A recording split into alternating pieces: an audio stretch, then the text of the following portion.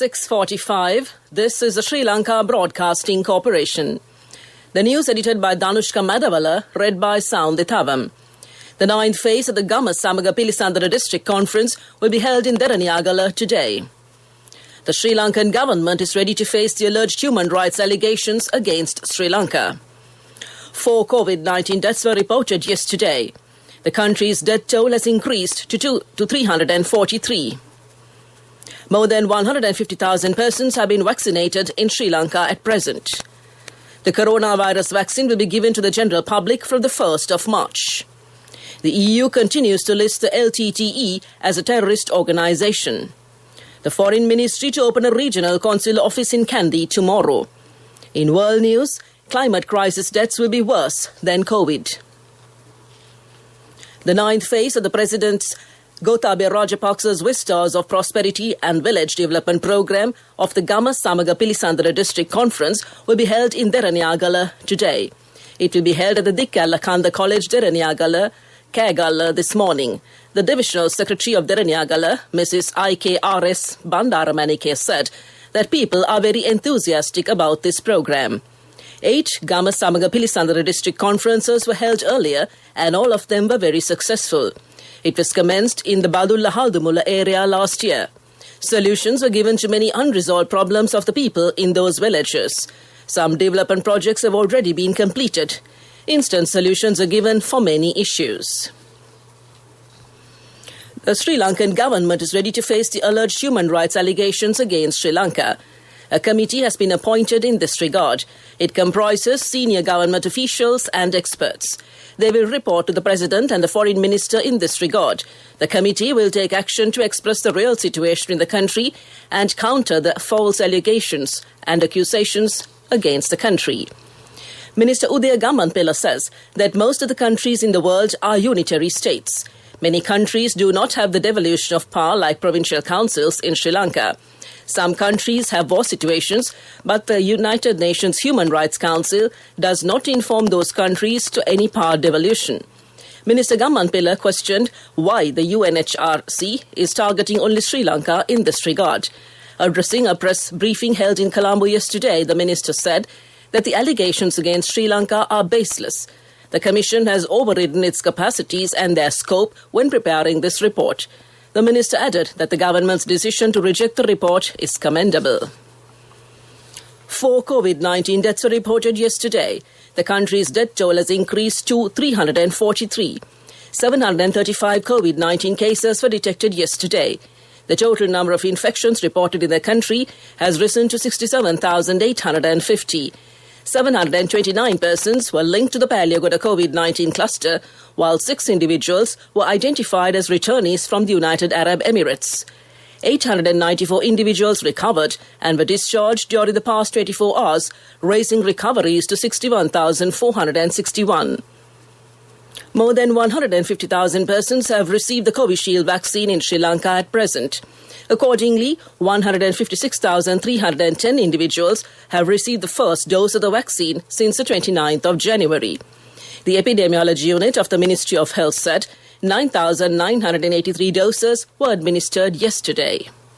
This news broadcast comes to you from the Sri Lanka Broadcasting Corporation. The coronavirus vaccine will be given to the general public from the 1st of March. Around 600,000 persons will be given the coronavirus vaccine daily in 4,000 centres. Minister Dr. Sudashini Fernandopulla says that plans have already been implemented in this regard. The European Council renewed the EU terrorist list, which sets out persons, groups and entities subject to restrictive measures with a view to combating terrorism for a further 6 months. The Council has continued to list Sri Lanka's defunct Tamil separatist group, the Liberation Tigers of Tamil Eelam, as a terrorist organisation among 21 terrorist groups and 14 individuals. The Council is empowered to establish an EU list and impose related restrictive measures, and the 14 persons and 21 groups and entities on the list are subject to the freezing of their funds and other financial assets in the EU. It is also prohibited for EU operators to make funds and economic resources available to them. That's local news. A mother knows the pain of each member of the family. Siddhalepa, the trusted relief for aches and pains. An effective therapy for relief from cold, sneezing, flu, headaches, swelling due to toothaches, rheumatic, discomforts, and muscular aches and pains. Siddhalepa, the Veda Mahatmya in every home. The main news story is brought to you by Siddhalepa Veda Mahatmya. The Foreign Ministry is to open a regional consular office in Kandy.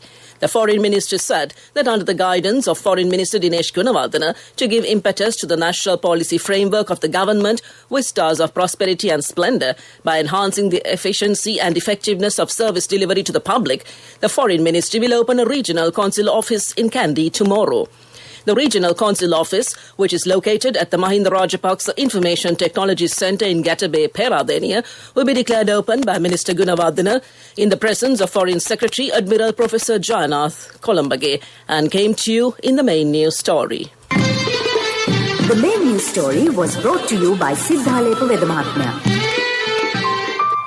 Brush your teeth twice a day for healthy teeth and gums. Supiriviki and Kakulu, your trusted brands in oral care for many years. Supiriviki Ayurvedic toothpaste for adults. Kakulu Ayurvedic toothpaste for kids. 9 Ayurvedic ingredients of Supiriviki will protect your teeth and strengthen your gums. Supiriviki and Kakulu, products from Siddhalepa. In Watchlight, the Ministry of Health says the general public must continue to follow the stipulated health and safety guidelines until the country eradicates the novel coronavirus completely. The Acting Director General of Health Services, Dr. Hemantha Herath, said citizens should be mindful of the seriousness of the virus and conduct their affairs diligently, and came to you in Watchlight.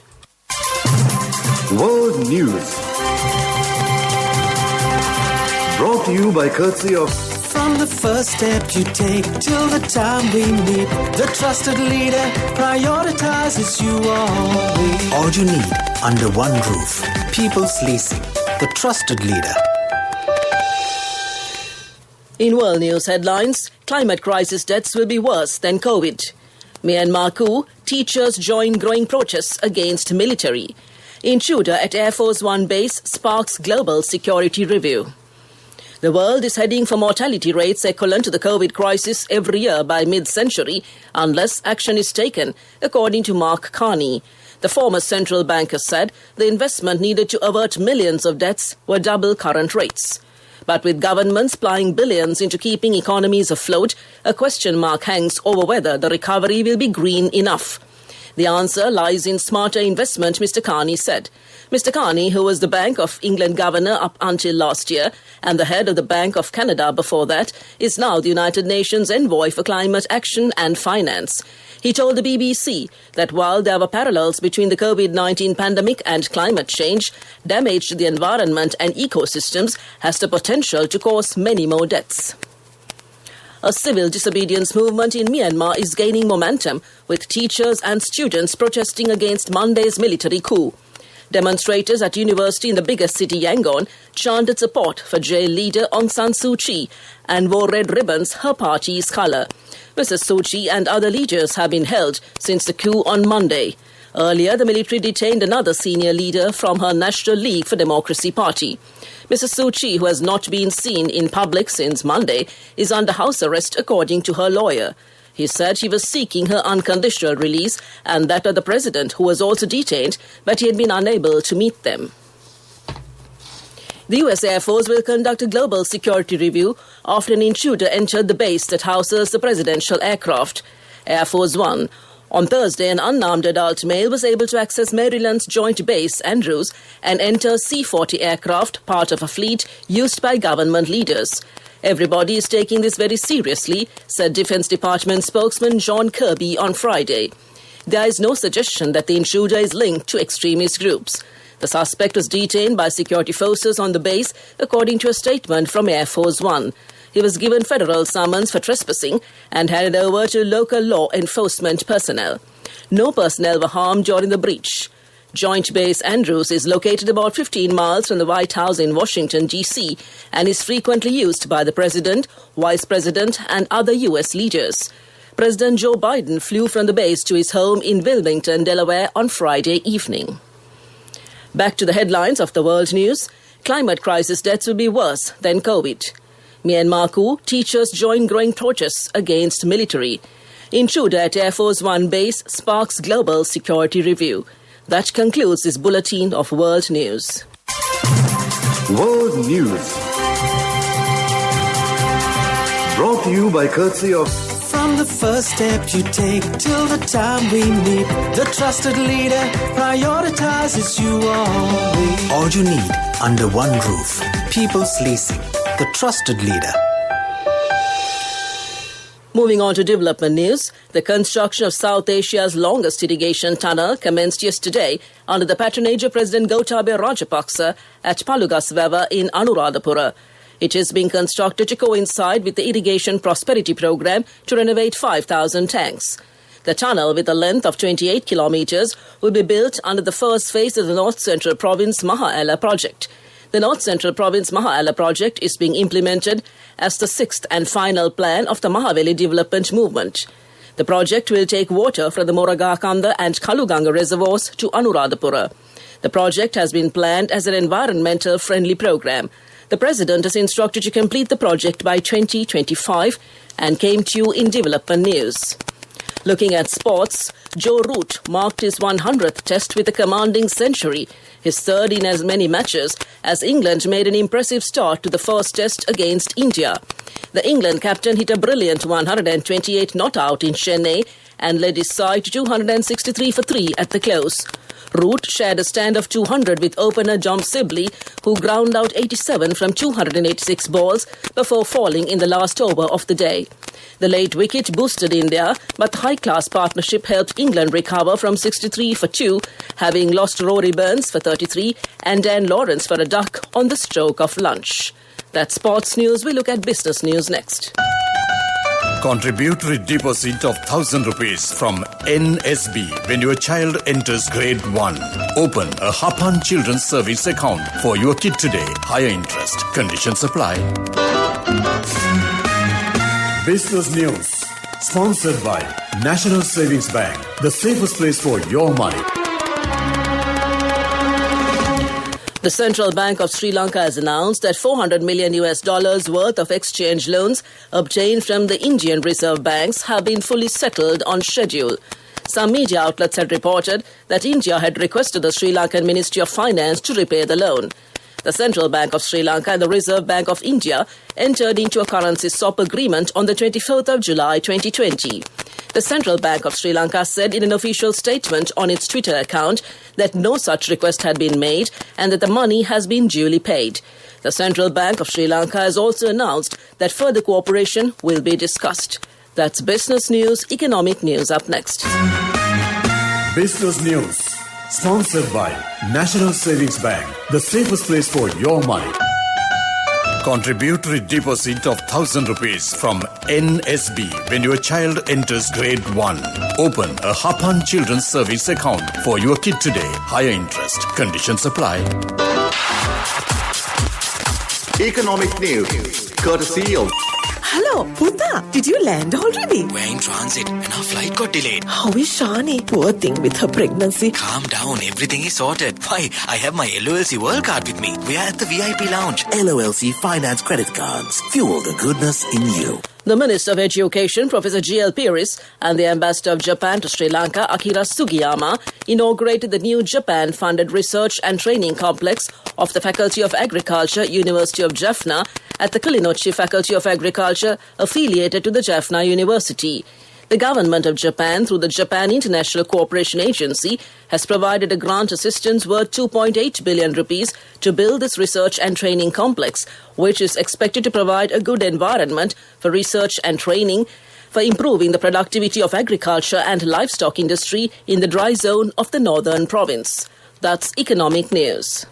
Congratulations on your promotion. Heard you gave a treat for everyone in your department yesterday. Yeah. It will be our treat, huh? Well, how about today? Oh no, I was just joking. We'll have a party with your new salary. It's fine. I have my LOLC credit card with me. Let's go out today. Those who spread goodness radiate happiness to everyone around them. Introducing LOLC Finance Credit Cards. Fuel the goodness in you. On to the weather report to conclude. Several spells of showers will occur in the Uva and eastern provinces and in the Hambantota, Matale and Nuwara districts. Showers or thunder showers will occur at several places in the Sabragama province and in the Kalutara, Gaul and Matara districts after 2 p.m. Fairly heavy falls, about 50 millimeters, can be expected at some places. Mainly fair weather will prevail elsewhere over the island. Misty conditions can be expected in the western, central, Sabragama and southern province during the morning. Back to the headlines of this news broadcast. The 9th phase of the Gama Samaga Pilisandra District Conference will be held in Deraniyagala today. The Sri Lankan government is ready to face the alleged human rights allegations against Sri Lanka. 4 COVID-19 deaths are reported yesterday. The country's death toll has increased to 343. More than 150,000 persons have been vaccinated in Sri Lanka at present. The coronavirus vaccine will be given to the general public from the 1st of March. The EU continues to list the LTTE as a terrorist organisation. The Foreign Ministry to open a regional consular office in Kandy tomorrow. And climate crisis deaths will be worse than COVID. That concludes this morning's news broadcast. And